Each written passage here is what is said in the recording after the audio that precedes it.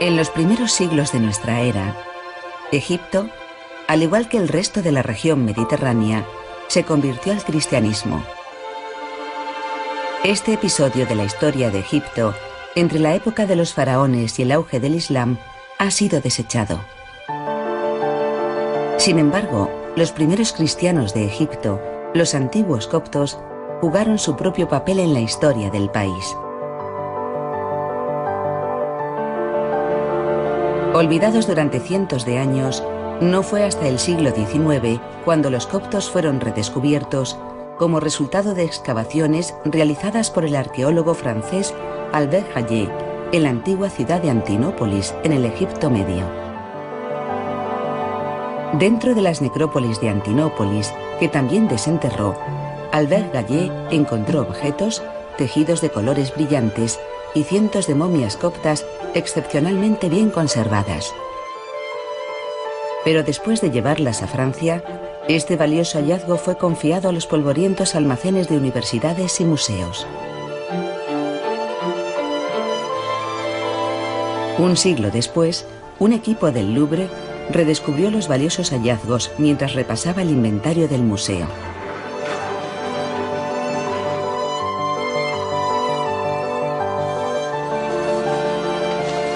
Sorprendido por la olvidada colección de cuerpos momificados, el Louvre, junto a un grupo de científicos, comenzó una nueva investigación para revelar los secretos de las momias y la historia de su civilización por primera vez.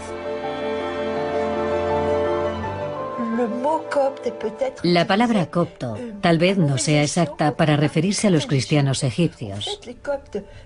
De hecho, los coptos eran egipcios que al final, tras un largo periodo de tiempo, se convirtieron al cristianismo.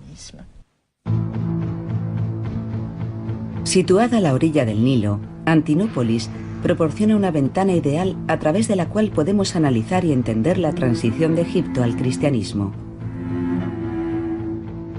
Los 5.000 objetos y muestras de tejidos y las 39 momias encontradas en Antinópolis pueden utilizarse para medir los inmensos cambios que la religión cristiana supuso para la vida diaria de los egipcios. Pero este es un proceso largo. El Departamento de Conservación del Louvre se ha pasado los últimos 15 años analizando e identificando toda la colección. Como resultado del valor de la colección de Antinópolis y de los misterios que conlleva, la directora del proyecto, Janet Lynch, decidió que estos extraordinarios hallazgos arqueológicos debían ser analizados por un equipo científico multidisciplinar. Hasta ahora, los estudios de las momias se habían centrado en especímenes individuales, pero nunca en una colección de 39 momias. Como tenemos muy pocos datos arqueológicos, tenemos que acudir a la ciencia y luego hacer que estas momias compartan sus secretos. Médicos, físicos, dentistas y químicos, todos trabajando voluntariamente y fascinados por el antiguo Egipto. Para ellos, los primeros siglos después de Cristo están envueltos en un halo de misterio. Al contrario que la época de los faraones, que se ha estudiado extensamente, de esta época nos faltan conocimientos y marcos de referencia. Eclipsadas por las sombras de las pirámides, las momias de Antinópolis aún ocultan los secretos de su pasado, su civilización y su cultura. Esta investigación será tanto científica como profundamente humana. Al estudiar estas momias, es importante que restablezcamos el vínculo arqueológico perdido con la excavación de Antinópolis. No podemos conformarnos con estudiar cadáveres y pruebas de una época en concreto. Tenemos que reconstruir la historia de este pueblo.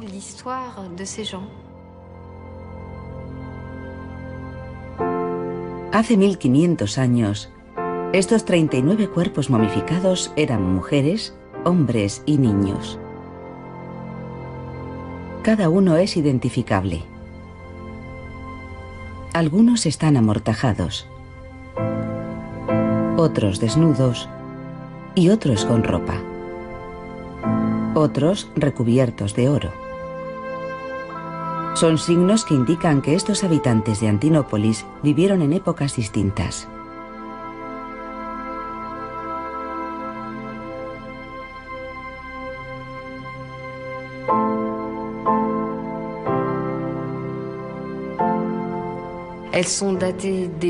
Datan entre el periodo romano, siglo III después de Cristo, y el periodo bizantino, alrededor del siglo VII después de Cristo. Así que son anteriores al periodo islámico en Egipto.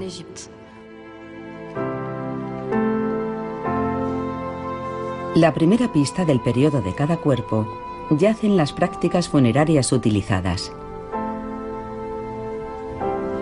En la época de los faraones se momificaba a los egipcios. ¿Es esta tradición compatible con el cristianismo? ¿Se siguió utilizando?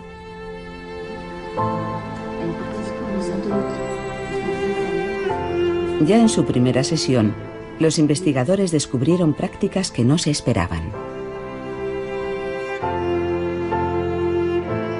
Aunque la momia no tiene rostro y tiene una pierna rota, su cuerpo está casi intacto y excepcionalmente bien conservado. Se podría escribir una novela con esto, desde las agujas en sus cabellos a la reconstrucción de sus pechos y al collar. Es una chica pin-up de Antinópolis. Estos pechos fueron reconstruidos. No solo es que haya tierra en ellos porque estén dañados, hay tejido debajo. Hay fragmentos de tejido que se han situado bajo la piel del pecho para reconstruir su forma natural. Era una práctica habitual de la época, pero en este caso resulta impresionante. El pecho había sido reconstruido y también parece que hay un fragmento de relleno situado en el abdomen, porque normalmente los estómagos de las momias están totalmente huecos. Es sorprendente, porque esto no es muy común. Era habitual en la época romana. No solo se hacía por estética, también se hacía por las creencias tradicionales de los egipcios con respecto a la vida después de la muerte. Creían que tendrían una vida similar a la terrenal. Por lo tanto, querrían conservar el mismo cuerpo.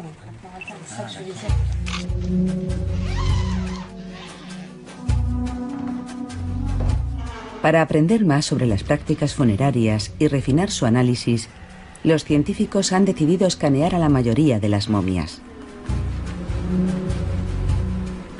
Los escáneres mostrarán los esqueletos de las momias sin tener que quitarles la ropa y revelarán el estado de conservación en el que se encuentran los órganos, si es que se conservan. Es la primera vez que veo esto. Yo también, y esto de aquí no es un relleno normal. Eso de ahí son los primeros implantes de pecho. Es increíble. No recuerdo haber visto nada de esto. Sabemos que se utilizaba relleno, pero tal cantidad para una conservación...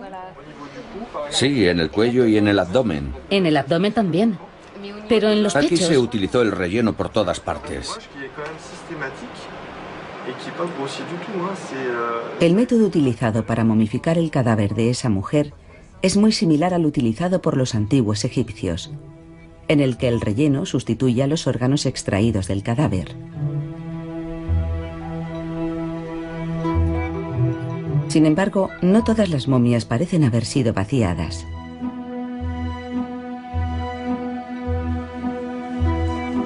En esta fase del estudio, cada momia de la colección se examina minuciosamente con el fin de responder a las muchísimas preguntas de los científicos. Piel, hueso, decoloración de la piel, abrasión dental, uñas, color de la piel y textura de la ropa. Cada detalle podría proporcionar información.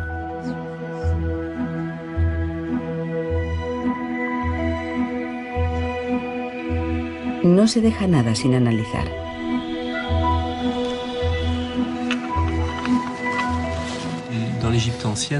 En el antiguo Egipto se veía una gran erosión del esmalte en relación con la arena que se encontraba en la comida. Creo que esta persona sufrió muchísimo. De hecho, tiene unos abscesos importantes en esta zona. Me han dicho que, según parece, los dolores de muelas eran una causa de suicidio en la antigüedad. Así que si nosotros los sufrimos, ellos también tuvieron que sufrirlos. Tiene gracia. ¿Es la piel? Lo que hay debajo es una marca.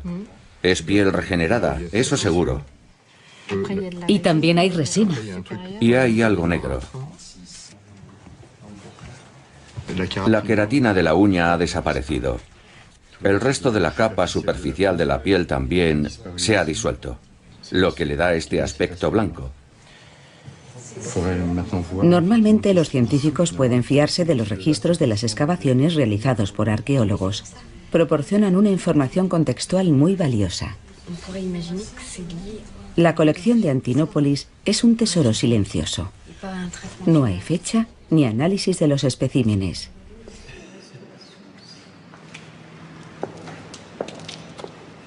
Como resultado, la tarea de los científicos es mucho más complicada. Albert Gallé, el arqueólogo francés que encontró las momias de Antinópolis, comenzó sus primeras excavaciones en 1896. En aquella época, aún no sabía qué era lo que quedaba de la antigua ciudad. Los monumentos originales, el Arco del Triunfo, el pórtico de la ciudad o su teatro. En la superficie solo se veían montículos de arena.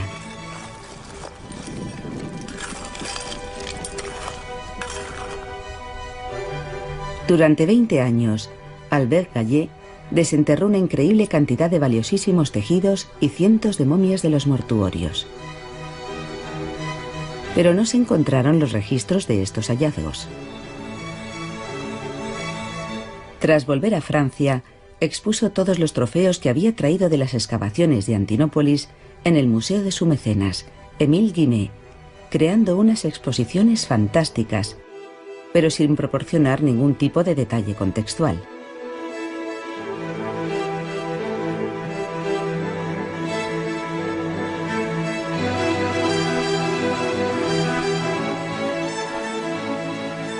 Albert Gallé situó las vitrinas de tal modo que la ubicación de los hallazgos no reflejaba ningún tipo de veracidad arqueológica.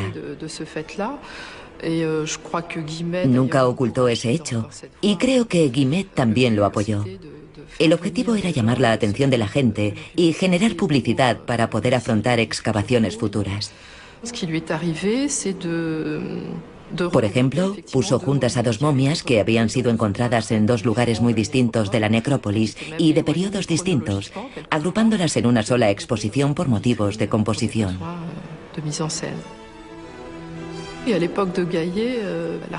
En la época de Gallé, la arqueología no era una ciencia tan exacta como puede serlo hoy. Entonces no se tomaban muestras tal y como se hace ahora. Utilizó varios métodos disponibles en su época.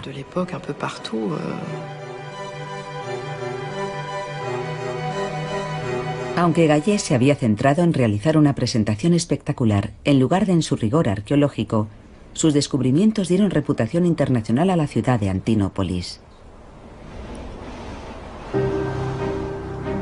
Antinópolis fue fundada en el año 130 de nuestra era por el emperador Adriano, sobre las ruinas de una ciudad que se remontaba a los tiempos de los faraones y en la que solo permanecía en pie el templo del faraón Ramsés II. Cuenta la leyenda que el emperador Adriano la hizo construir en honor de su favorito, un joven llamado Antino, con quien viajaba por el Nilo. El joven Antino era muy hermoso, según parece. Se cayó del barco y se ahogó en el Nilo. No está claro si se cayó o lo empujaron, pero al final acabó en el Nilo. El emperador Adriano decidió construir una ciudad en su honor y convertirlo en un dios, darle el estatus de dios. Por lo tanto, Antino, el favorito de Adriano, se convirtió en un nuevo dios en el panteón romano. Se construyeron templos en su nombre, se creó una secta en su nombre y se fundó una ciudad llamada Antinópolis. En griego, Antinópolis significa ciudad de Antino.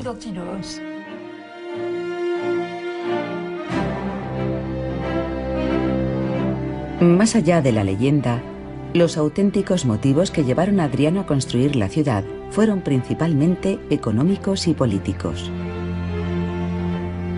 El emperador Adriano quería crear una capital regional en el corazón de Egipto, consolidando su poder sobre un territorio que llevaba siglo y medio formando parte del Imperio Romano.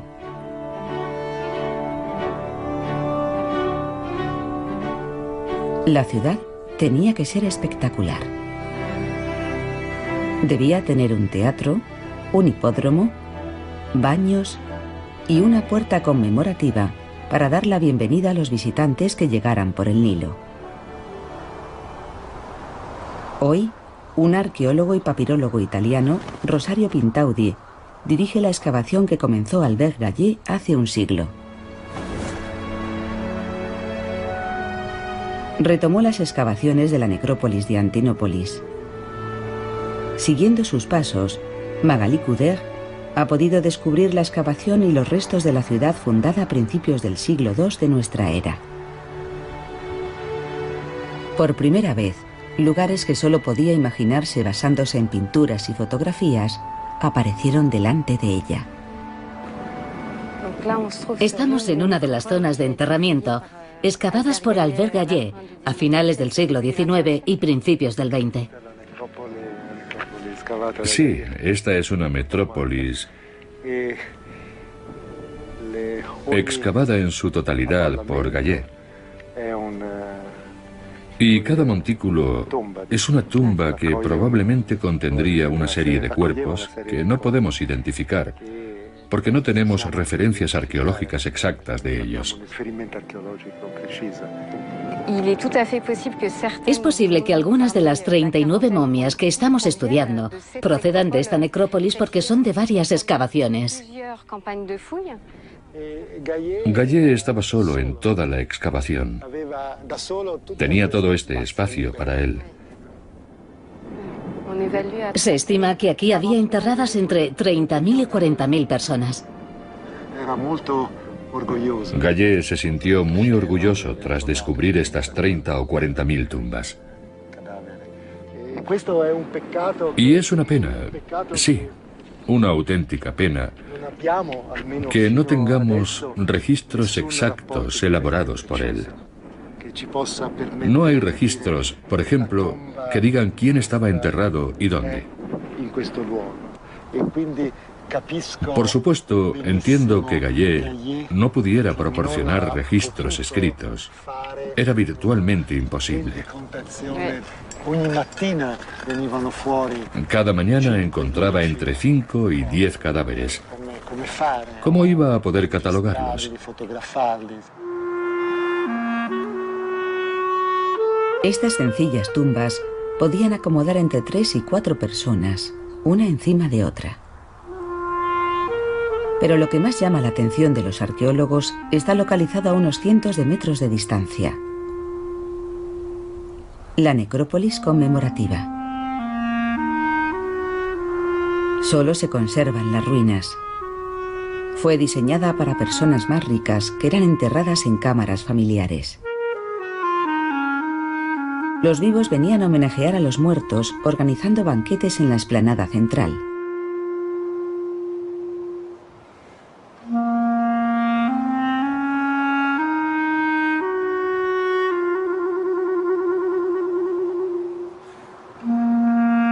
Las momias que llevaban la ropa más lujosa o estaban recubiertas de oro como este niño, probablemente procedían de la necrópolis conmemorativa.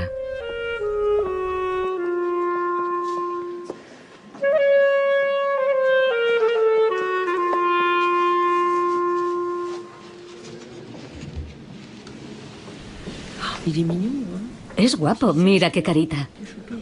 Tiene dientes. Así que no es tan joven. Se puede ver la depresión en las fontanelas. Qué raro. Tiene manos muy pequeñas. Mira qué manos tan pequeñas. Las uñas. Mira qué uña. Aún así, no es muy mayor, ¿verdad? Se puede ver que la capa está muy arrugada. Sí. La capa de oro siguió la retracción de la piel en el cuello. Y en el labio es muy suave. Y en los ojos empieza a arrugarse de nuevo. Bueno, no demasiado. En la ceja está muy suave. Trataremos de ver cómo se ha pegado a la piel. Tenemos que averiguar si se aplicó algún producto con ese fin o no. Tardarán tiempo en averiguar cómo se aplicó la capa dorada. Pero como resultado de esta sesión de observación, Magali Couder ya puede realizar una evaluación inicial. El niño debió de pertenecer a una familia muy rica. No conozco ningún otro ejemplo de niño recubierto de oro. Solo conozco casos de adultos. En cualquier caso, podemos afirmar que el niño estaba recubierto de oro y el cuerpo ha sido tratado. No es una práctica cristiana. Pero está claro que, en el momento de la muerte, lo importante son las creencias de la familia. Aquí es donde debemos discernir entre creencias individuales o familiares. El problema con este periodo de transición es que no sabemos mucho sobre él, porque los textos antiguos eran religiosos, escritos por monjes que solo trataban de dogmas y no hablaban de prácticas heredadas del pasado y que eran consideradas paganas e ilegítimas.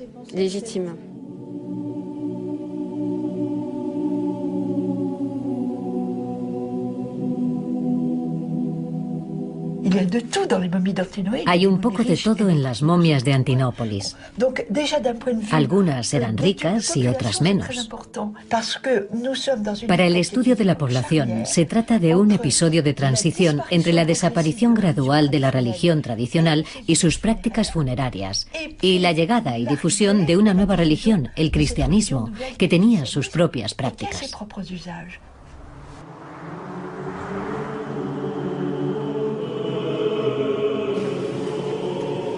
Cuando se fundó Antinópolis, en el año 130, el cristianismo era practicado por una minoría. A pesar de la prohibición de Roma, esta nueva religión se expandió por todo el Imperio Romano, especialmente en Egipto, donde se practicaba en secreto. Bien en domicilios privados o en zonas inaccesibles, como el desierto que se extiende hasta las puertas de Antinópolis.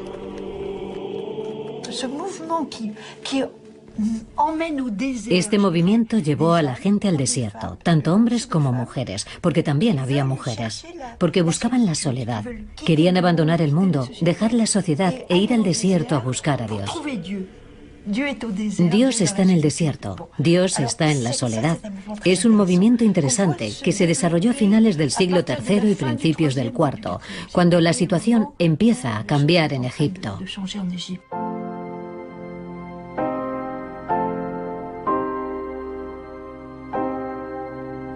Los primeros ermitaños eran gente solitaria que ocupaba tumbas abandonadas para rezar y ayunar. Pronto se les unieron otros y tuvieron discípulos. A finales del siglo III, el nuevo emperador Diocleciano decidió fortalecer la prohibición y perseguir a los cristianos. Diocleciano tomó una serie de medidas dirigidas concretamente contra los cristianos. Cerró templos de adoración. No había muchas iglesias en aquella época, pero cerró todos los posibles templos.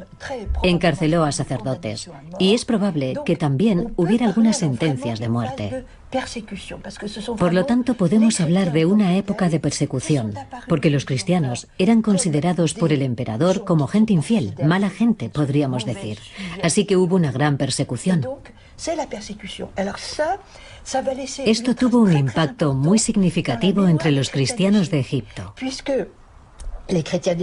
Hoy en día, los coptos, los cristianos de Egipto, tienen un calendario que comienza en el año 284, cuando llegó al poder el emperador Diocleciano, y que ellos llaman la Era de los Mártires.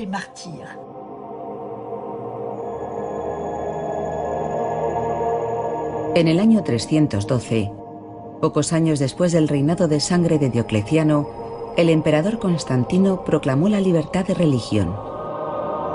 El cristianismo estaba autorizado oficialmente y se extendió al resto del imperio y por todo Egipto. Fue en esta época cuando se desarrolló un nuevo método de devoción religiosa. Los ermitaños, cada vez más retirados en el desierto, construyeron los primeros monasterios, como el de Antinópolis, cerca de las fronteras de la ciudad.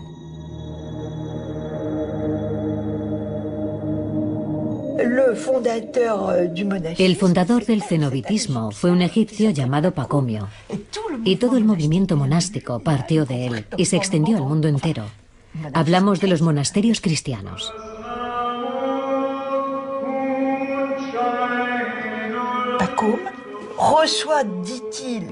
Pacomio afirmó haber recibido una revelación. No fue una visión, sino una revelación verbal. Un ser divino le dijo: quédate donde estás, en el Alto Egipto, y miles de hombres se unirán a ti. Así que fundaron el primer monasterio. Ora et labora, reza y trabaja. Había que compartir el tiempo entre las oraciones y el trabajo para mantener a la comunidad. Los monjes de la antigüedad no se separaban de sus familias ni de la vida laboral. Comerciaban con pueblos y ciudades, vendiendo las cuerdas y cestas que producían, y practicaban una amplia variedad de trabajos de artesanía, como tejer. Los escribas monásticos eran responsables de proporcionar una narración escrita de la fe cristiana. Aunque sabemos bastante del estilo de vida de los monjes, hay muy poca información sobre el día a día de la población copta. Rosario nos abre las puertas de su taller para mostrarnos los fragmentos de papiro descubiertos en la excavación de Antinópolis. Encontramos varios fragmentos de papiro con dos diseños. Esta es una pareja imperial, el emperador y su mujer, ambos montados sobre un carro tirado por animales fantásticos.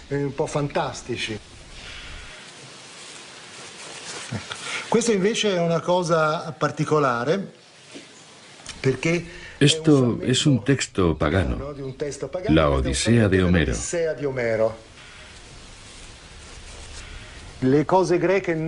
El uso del griego es raro. La mayoría de los textos están en copto, no en griego. La mayoría de estos preciosos documentos están escritos en un nuevo idioma, el copto, el idioma egipcio transcrito utilizando el alfabeto griego. El griego había sido el idioma oficial desde la conquista de Alejandro. Por lo tanto, entre los egipcios cristianos había algunos conversos que habían tenido una cultura o pasado griego y hablaban griego, y otros que no habían tenido contacto con esa cultura y hablaban egipcio. Por lo tanto, se desarrolló un sistema de escritura, mientras había una evolución simultánea del idioma egipcio, que ahora se llamaba copto.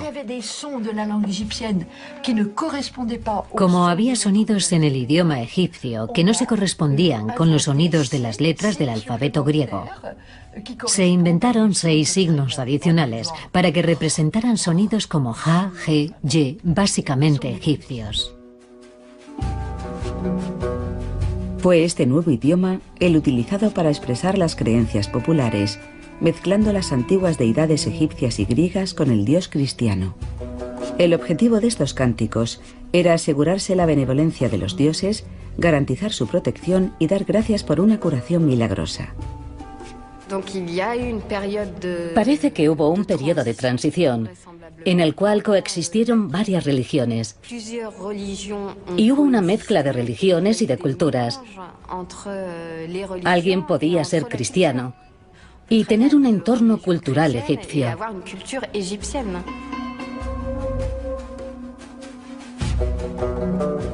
La lana, encontrada en la ropa que llevaban las momias de Antinópolis, muestra el cambio en las creencias. Considerada sucia por su origen animal, estaba prohibida en la época de los faraones. Los lujosos adornos bordados en las ropas de las momias también reflejan la mezcla de iconografía pagana y cristiana, como esta cruz copta cosida en el sombrero de un niño.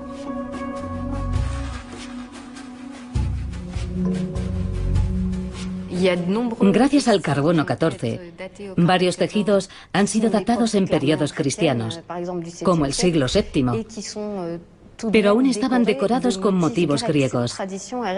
Esa tradición continuaba. Por lo tanto, la ropa no nos determina la religión de un individuo. Aunque hay motivos paganos y griegos en las ropas del siglo VII, 3/4 de la población de Egipto era cristiana desde el reinado del emperador Teodosio. En el año 380, el cristianismo se convirtió en la única religión oficial del imperio. Se construyeron iglesias por todo el país. Antiguas cuevas de ermitaños se convirtieron en capillas, como la de Abu Genis, cerca de Antinópolis. Los cristianos se reapropiaron de zonas arquitectónicas. Templos como el de Ramsés II en Antinópolis se transformaron en centros de abastecimiento de materiales para la construcción de iglesias.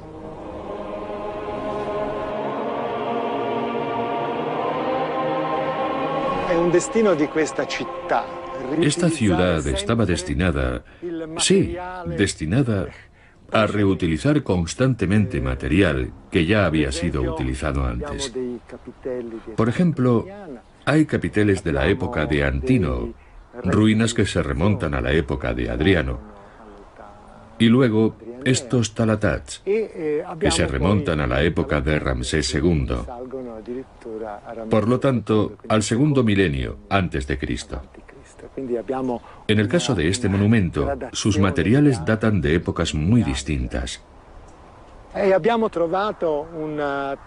Hemos descubierto un talatat, una piedra con el rostro de Nefertiti. Es una imagen preciosa. Aún conserva el color y la cara está bien delineada. Se encontró aquí, en estos cimientos.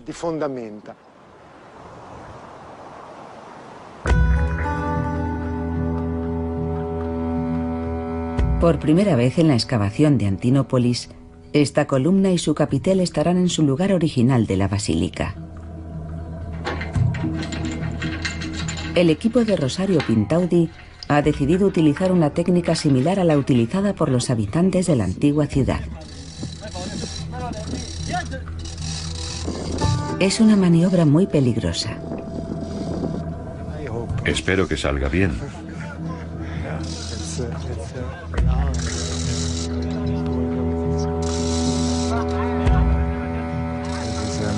Es un momento crucial.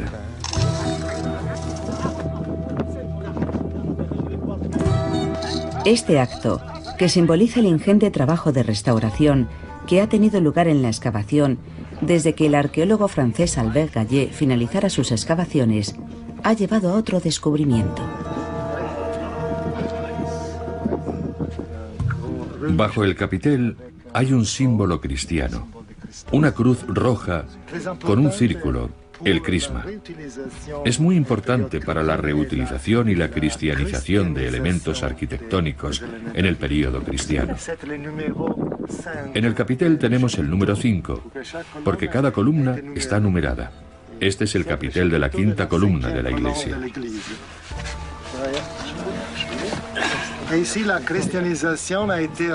Aquí se repitió el símbolo cristiano, no solo con una cruz roja, sino con otra cruz grabada aquí, sobre el capitel.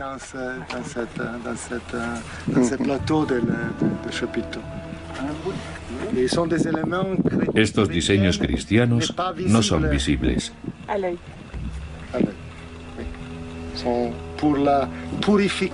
Están ahí para purificar los diseños paganos. Después de esta purificación, el capitel de la época de Adriano podría utilizarse en una iglesia cristiana y cumplir su función allí, sin invitar a los dioses o demonios paganos a entrar a la iglesia.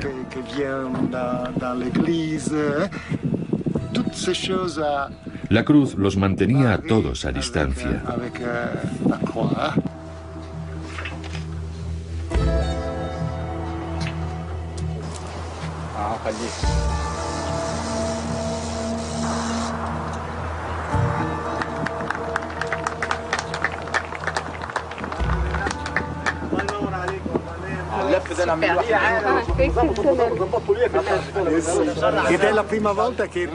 Por primera vez, podemos ver una inscripción oculta bajo la columna. Los habitantes de Antinópolis debieron de ver esta columna tal y como está ahora. Por fin está visible. Estoy muy contento.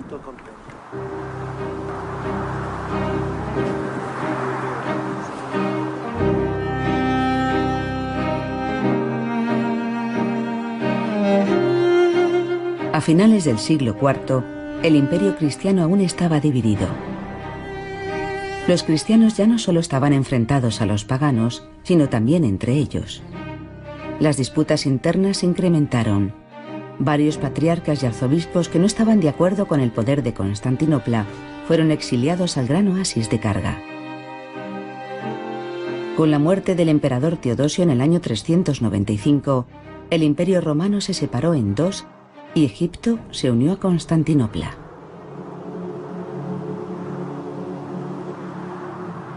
El resultado fue una lucha interminable entre cristianos sobre la naturaleza de Cristo. La disputa más significativa llegó en el año 451 en el Concilio de Calcedonia. Las diferencias se centraban en definir el estatus de la divinidad de Cristo. Es decir, si era Dios o no, si Cristo era Dios y humano, o sencillamente un Dios. Desterradas, algunas de estas grandes figuras eclesiásticas permanecieron el resto de sus vidas en el oasis de Karga, un lugar tradicional de exilio de la época de los faraones. Allí fundaron pequeñas comunidades cristianas, convirtiendo la población a través de las oraciones, y fueron enterrados aquí, en la magnífica necrópolis de Bhagawat. Pero sus vidas no eran peores, ya que tenían recursos y acceso al agua. Había cultura en el oasis. Quedan unas ruinas increíbles, especialmente la de la necrópolis de Bhagawat. Las tumbas son magníficas y el cementerio aún sigue en pie, lo cual para la época romana bizantina era bastante raro.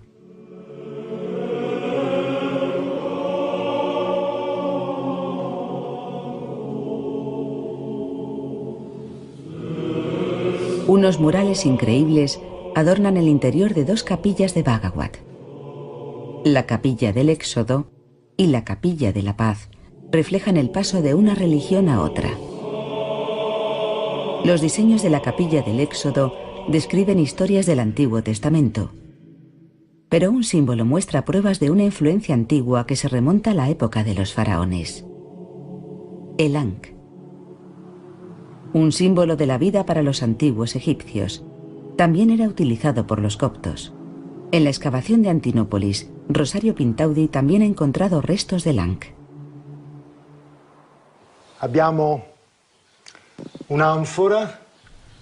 Tenemos una ánfora de vino con una inscripción que dice: la gracia de Dios está en el vino.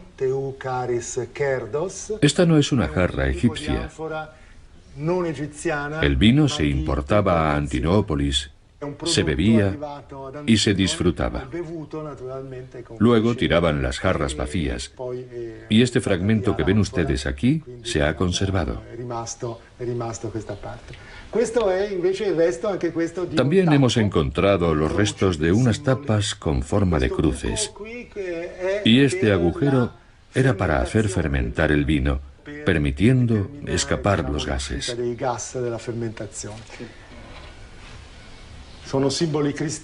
Este es un símbolo cristiano. Hay cruces normales y diseños como este, el símbolo de Cristo. Está inspirado en el Ankh. El vino ocupaba un lugar prominente en las vidas de los cristianos de Antinópolis. La tierra aún estaba cubierta de ánforas rotas que se remontan a los siglos V y VI y reflejan la riqueza y prosperidad de la ciudad en su momento álgido. Los resultados de las pruebas científicas confirman que la ciudad era rica. Las 39 momias vivieron de forma confortable durante sus vidas. A lo largo de un periodo de más de 500 años, los habitantes disfrutaron de un buen estilo de vida sin tener en cuenta la edad, género o estatus social. No hay pruebas de ninguna epidemia concreta, ni enfermedad, ni sufrimiento. Los esqueletos no están especialmente dañados, ni mostraban fracturas o problemas de crecimiento. Estaban sanos y comían muy bien, así que Antinópolis era una ciudad rica. Eso ya lo sabíamos, pero el estudio de estos individuos lo ha demostrado. Su dieta predominantemente vegetariana demostró ser idéntica a la dieta de los egipcios bajo la época de los faraones, lo que significaba que durante 4000 años las prácticas agrícolas alrededor del Valle del Nilo permanecieron inalterables.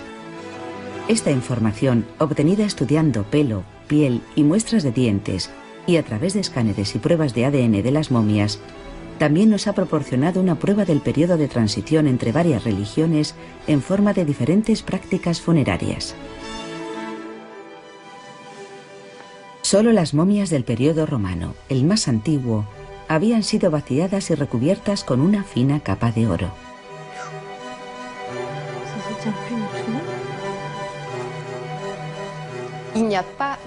Ninguna de las momias de la época cristiana había sido vaciada. Iba contra la religión cristiana. La idea de conservar el cuerpo estaba ahí, pero no se podía dañar la integridad del cuerpo. Nunca.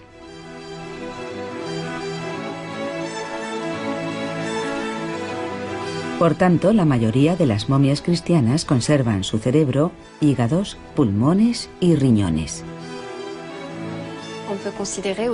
Ahora podemos decir que hemos sido capaces de hacer que estos 39 individuos compartan sus secretos, ya que hemos aprendido mucho sobre sus vidas.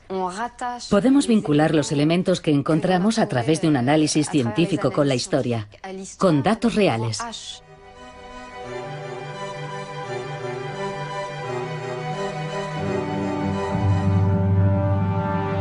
La momificación no se extendió más allá del siglo VII. En ese momento, un imperio bizantino ya debilitado estaba sufriendo ataques por todas partes. El prestigio de los emperadores se desvaneció y la inestabilidad política redujo aún más su poder.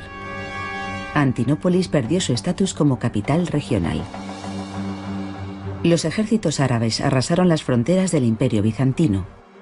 Después de Siria y Palestina, entraron en Egipto en el año 641.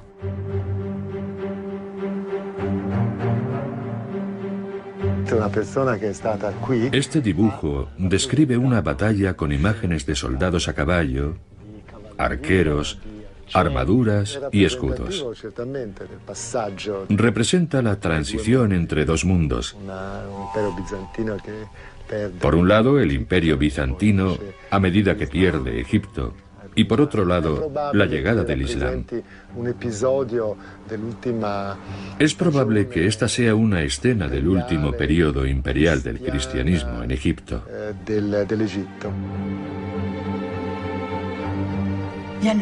En la conversión al Islam se produce el mismo fenómeno que en la conversión al cristianismo. Al principio es un cambio muy lento, pero de repente, ¡pum!, se extendió. En el año 706, una ley prohibiendo el uso del copto en documentos oficiales condenó a muerte al idioma y a su cultura. Los cristianos fueron perdiendo sus derechos, lo que produjo una conversión masiva al Islam. En 3 siglos, los coptos volvieron a convertirse en una minoría. El vínculo que los coptos tienen hoy en día con Antinópolis es sentimental. Para ellos, Antinópolis es la ciudad de los mártires, la gran ciudad cristiana que cayó en manos de los árabes. No creo que los coptos de hoy en día tengan ningún vínculo con los de la época de los faraones. Es muy raro porque a la vez los coptos de hoy en día afirman ser los auténticos egipcios. Dicen que no son árabes. Ellos son los auténticos egipcios, pero a la vez, en mi opinión, están bastante despegados de su pasado. Sus prácticas litúrgicas y oraciones son más parecidas a las del mundo bizantino que a las de la tradición egipcia.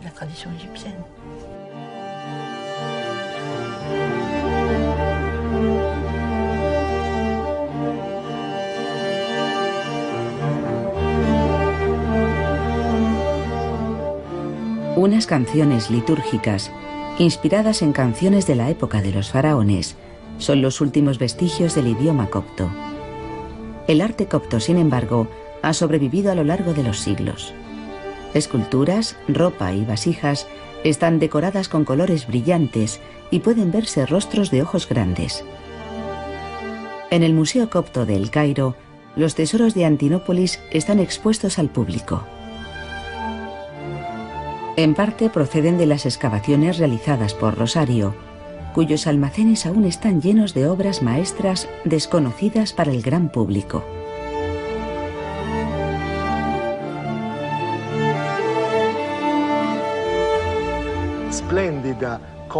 Tenemos restos de un cuenco de cristal magnífico, decorado con motivos pictóricos en la parte delantera y en la trasera. Tiene este aspecto.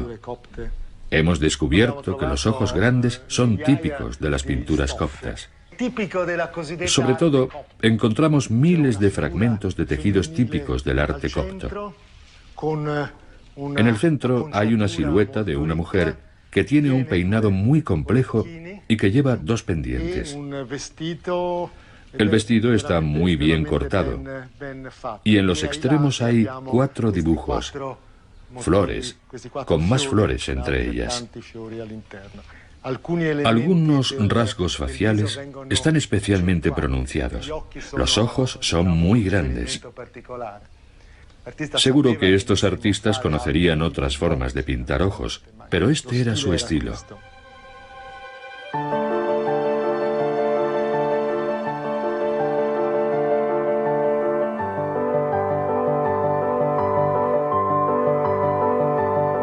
El arte copto, de las primeras etapas del cristianismo, se habría perdido si un puñado de entusiastas como Albert Gallet no se hubieran comprometido a encontrarlo.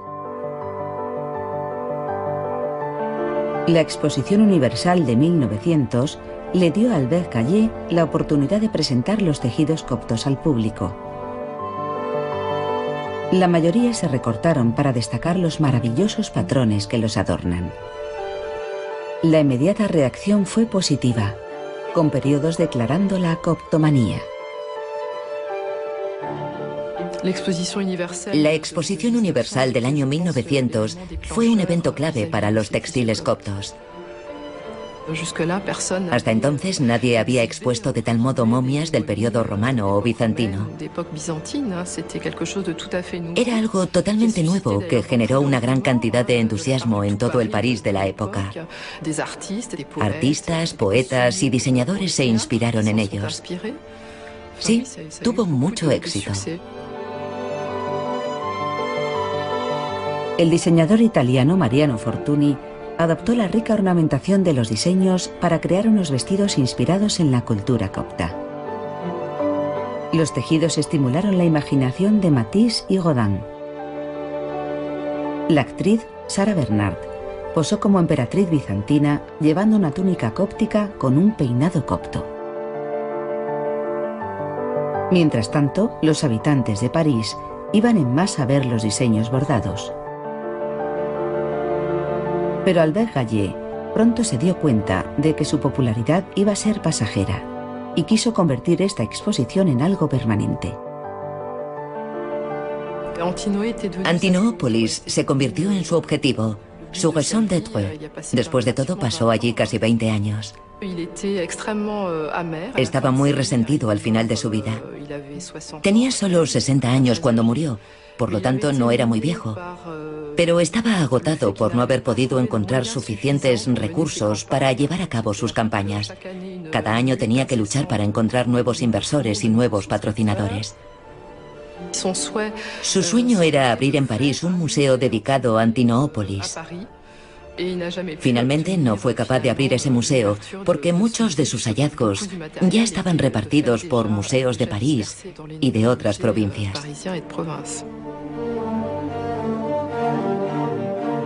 La mayoría de las momias de las excavaciones de Albert Gallet se perdieron o se destruyeron en las 2 guerras mundiales. Estas 39 momias son las únicas que quedan. tras haber sido olvidadas en la oscuridad de los almacenes de varios museos durante más de un siglo.